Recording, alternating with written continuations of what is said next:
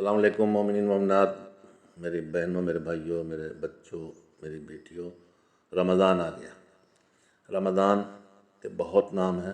رمضان یعنی وہ جو گناہوں کو جلا دینے والا ہے۔ رمضان اللہ کا مہینہ، رحمان اور رحیم پروردگار کی مغفرت کا زمانہ، اللہ کی رحمتوں کو حاصل کرنے کا دور، جس مہینے میں ہدایت کا آدھا حصہ یعنی قرآن کریم نازل ہوا۔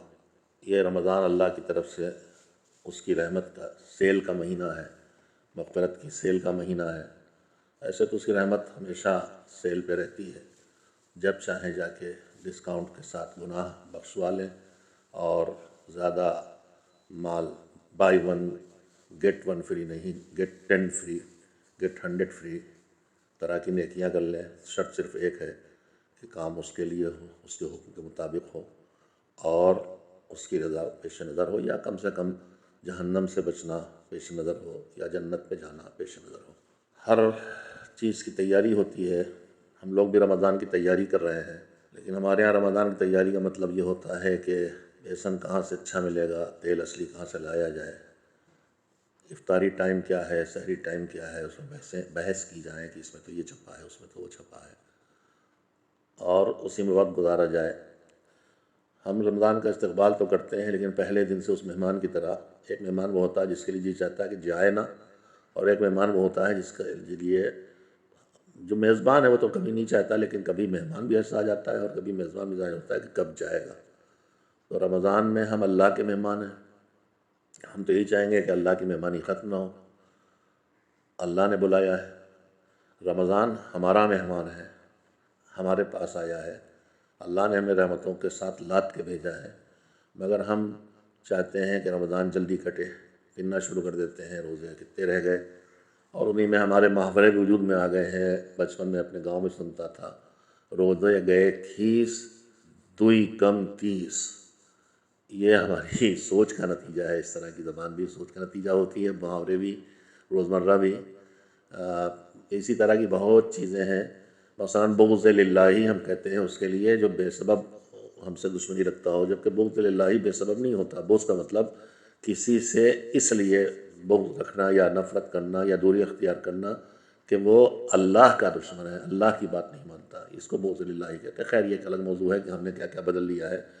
رمضان کی تیاری ہمارے یہاں کھجور پر بڑا زور ہے، ہونا تو چلیے مستحب ہے، اچھی چیز ہے، لیکن ان سب چیزوں کی جو اہمیت ہے اس کے مقابلے میں جو ہمارے واجبات ہیں ان کی اہمیت نہیں ہے۔ مستحبات پر یا رسوم پر زیادہ توجہ ہے۔ افطاری بھیجنے پہ بڑا زور ہے، افطاری کھانے پہ بڑا زور ہے۔ مستحب ہے کہ نماز مغرب عشاء دونوں پڑھ کے اس کے بعد افطار کیا جائے، لیکن ہمارے یہاں رسموں کا دین ہے۔ وہیں مغرب کے فوراً بعد ایسے افطار کرایا جاتا ہے، کھجوریں کم سے کم بانٹ دی جاتی ہیں جیسے کہ بالکل ابھی روزہ مکروہ نہیں بلکہ حرام ہو جانے والا ہے۔ رمضان استغفار کا مہینہ ہے، رمضان دعاؤں کی قبولیت کا مہینہ ہے۔ رمضان خطبہ شابانیہ جو پیغمبر خدا صلی اللہ علیہ وسلم نے دیا تھا اس کو ایک بار ضرور پڑھیں۔ مفاتیح الجنان میں موجود ہے، نیٹ پہ موجود ہے، گوگل پہ ڈالی آ جائے گا۔ دیکھیے کیا کرنا ہے رمضان میں، کیا نہیں کرنا ہے رمضان میں، کیوں اللہ نے رمضان کا مہینہ رکھا، اس میں روزے رکھے۔ بہرحال اس میں ایک یہ بھی ہے کہ تمہیں آخرت کی بھوک اور پیاس اور دنیا کی غربت، غریبوں کی بھوک اور پیاس کا احساس ہو، غریبوں کا خیال کرو۔ ہمارے یہاں افطاری بھی ہوتی ہے تو وہ بھی ایک ذریعہ، ہر مذہبی کام کو ہم نے اپنے دنیاوی کاموں کے انجام دینے کا ذریعہ بنا رکھا ہے۔ یہ ہمارے پورے معاشرے کی بات ہے، میں کسی ایک فرد کو نہیں کہہ رہا، لیکن اکثریت کی صورتحال یہی ہے جو دکھائی دیتی ہے۔ اکثریت افطار پارٹیاں ہوتی ہیں، سیاسی سماجی اقتدار کا اظہار، پیسوں کا اظہار، بے دینی کے مظاہروں کے ساتھ، مخلوط میٹنگ نشستوں کے ساتھ، افطار پارٹی، بے حجاب لوگ، بے نمازی لوگ بھیڑ میں جمع، انہی کو خاص کر کے بلایا جا رہا۔ میں صرف نیتاؤں کی بات نہیں کر رہا، ہمارے گھروں کی بات کر رہا ہوں، تعلقات کی بنیاد، جبکہ بنیاد اللہ نے رکھا ہے، کون دیندار ہے، کون متقی ہے، اس کی قدر کرو۔ اور پھر افطار پارٹی ہے تو جس سے نہیں نصیب اسے کھلاؤ، مگر ہم کہاں سوچتے ہیں۔ میں اتنا ہی کہوں گا آپ سے کہ آپ اگر روزانہ پکوڑیاں پکا رہے ہیں یا جو بھی آپ چیزیں لا رہے ہیں، روز کے لانے کی حیثیت ہے، ایک دن اس سے کم کر دیجیے، کہیں اور پہنچا دیجیے۔ صدقہ دینے کا حکم ہے، رمضان میں خصوصی حکم دیا گیا، خطبے میں بھی ہے، دوسروں کا کام آؤ، ماں باپ کا احترام کرو، مگر ہمارے ہاں صلہ رحم کرو۔ رمضان کا مہینہ بہار ہے، رشتوں کو جوڑنے کی بہار ہے۔ پورے ایک مہینے ماحول اللہ نے دیا ہے کہ اس میں اپنے آپ کو ٹھیک سے سدھار لو۔ روزانہ 5 بار نماز میں بلاتا ہے، تھوڑی دیر نماز پڑھی، اللہ کے پاس تھوڑا بہت حاضر رہے، چلے گئے، لیکن پورے 1 مہینے کا ماحول ہے، اس میں بہت سے کام ہیں جو اس ماحول کو مضبوط بناتے ہیں۔ تلاوت قرآن ضروری سمجھ کے ضرور کریں، مگر یہ نہیں کہ قرآن ختم کرنا ہے، وہ غلط فہمی دور کر لیں جو مشہور ہے کہ شروع کرو رمضان میں تو ختم ضرور کرو۔ تلاوت کے میں شاید میں کر سکوں، میرا ذہن کام کرے تو میں تلاوت سلسلے میں الگ بات کروں گا، رمضان کی جزئیات کے بارے میں الگ بات کروں گا۔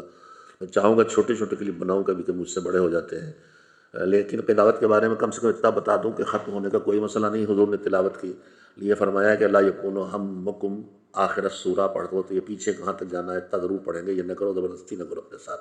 واجبات میں زبردستی کرو، مستحبات میں موڈ پہ چلو، جب موڈ ہو تو کرو، جب موڈ نہ ہو تو نہ کرو۔ مولا علی نے کہا ہے زبردستی مستحبات میں آدمی کرے گا تو ایک تو بہت لوگ ہیں گھنٹوں مسلم بیٹھتے ہیں، لیکن میں ذرا زبان کبھی ایسے ہی ہوں، چکر مکر ادھر ادھر دیکھ رہے ہیں، زبان چل رہی ہے، دماغ کہیں اور ہے، آنکھیں کہیں اور ہے، سر کی اور طرف گھما، یہ خیال ہی نہیں رہتا کہ اللہ سے بات ہو رہی۔ زیادہ ایسا کرنے سے اچھا ہے تھوڑا کرنا مگر کوالٹی کا کرنا۔ بہرحال مختصر سی بات یہ ہے، بہت باتیں ہیں سب ایک ساتھ نہیں کہی جا سکتی۔ اسی خطبہ شعبانیہ میں جب حضور ساری نیکیاں بتا چکے، کیا کرو کیا کرو کیا کرو، تلاوت کرو، صدقہ دو، نماز پڑھو، توبہ کرو، جو کچھ بتایا، اس کے بعد مولا علی علیہ السلام نے سوال کیا کہ سب سے اچھا کام کیا ہے؟ تو رمضان کا روزہ بھی کچھ کرنے کا نام نہیں ہے، یہ اکیلی عبادت ہے، یہاں کچھ کرنا نہیں ہے، کچھ نہ کرنا ہے، کچھ کاموں کے نہ کرنے سے روزہ ہوتا ہے، نہ کھانے سے، نہ پینے سے، اہل بیت محمد آل محمد پر جھوٹ نہ باندھنے سے۔ اور میں آ گئی بات تو میں اپنے تمام ذاکرین اور ذاکرات سب سے گزارش کروں گا، حتیٰ کہ جو اہل فضل اہل علم ہیں ان سب سے کی طرح ہوشیار ہو کے دن میں مجلس پڑھیے گا۔ ہم لوگوں کی بہت عادت بگڑ گئی ہے، بے سوچے سمجھے سنی سنائی روایات دہرا دیتے ہیں، اور نئی نسل کے ذاکرین اور ذاکرات تو پڑوس ملک سے جہاں پورا کا اپنا مینوفیکچرنگ کارخانے کھلے ہیں مذہبی نقلی مذہب تیار کرنے کے، وہاں کے کیسٹ لا کے واہ واہ کے چکر میں، نعروں کے بازی کے چکر میں یہاں لا کے من پسند باتیں سناتے ہیں، جن میں مصائب 90% گڑے ہوئے ہوتے ہیں، فضائل میں بھی یا تعویل ہوتی ہے یا غلط تفسیر ہوتی ہے یا روایات کو فرضی گڑھ کے سنایا جاتا ہے، اور یہ بیماری وہاں سے یہاں منتقل ہو رہی ہے۔ اب جہاں بھی مسجد شروع ہو گئے ہیں، میں ہاتھ جوڑ گزارش کروں گا، روزہ رکھے ہیں تو کم سے کم رمضان میں روزہ رکھ کے یہ نہ کیجئے، اس لیے کہ آپ اپنا روزہ باطل کر لیں گے۔ اہل بیت کی طرف منسوب کرنا، پیغمبر صلی اللہ علیہ وآلہ وسلم کی طرف منسوب کرنا، اللہ کی طرف کوئی ایسی بات منسوب کرنا جو اس سے نہیں کہی ہے، نہیں کی ہے، اس سے روزہ باطل ہو جاتا ہے۔ تو رمضان کا مہینہ روزہ رکھنا یعنی کچھ نہ کرنا، نہ کرنے کا نام روزہ ہے۔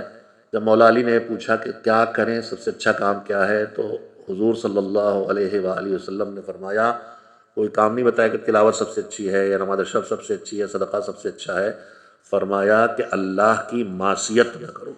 اللہ کی معصیت کے 2 ہی راستے ہوتے ہیں، یا کوئی واجب چھوٹے یا کوئی حرام ہو جائے۔ آئیے مل کے عہد کریں کہ رمضان اس طرح گزاریں گے کہ ہم سے کوئی واجب نہ چھوٹے اور ہم سے کوئی حرام نہ ہو، اور یہ کہتے رہیں گے السعی منا والتکمیل والاکمال من اللہ، کہ کوشش کرنا ہمارا کام ہے اور اسے مکمل کرانا پروردگار کا کام ہے۔ جس کریم نے ہماری کسی محنت اور کوشش کے بغیر دین تمام و کمال کر کے غدیر کے میدان میں ہمارے ہاتھوں میں دے دیا، اور اس دین پر تمام و کمال عمل کر کے ہمارے مولا نے بتا دیا، اسی مولا کی شہادت کا مہینہ بھی ہے، قرآن کے نزول کا مہینہ بھی ہے۔ آئیے کوشش کریں کہ اس رمضان کو اس طرح گزاریں کہ جیسے اللہ چاہتا ہے، اور مولا علی کو دعا ہے کہ تو ویسا ہی ہے جیسا ہمیں چاہیے، ہمیں پسند ہے، ہمیں ویسا بنا لے جیسا تو پسند کرتا ہے۔ السلام علیکم ورحمۃ اللہ وبرکاتہ۔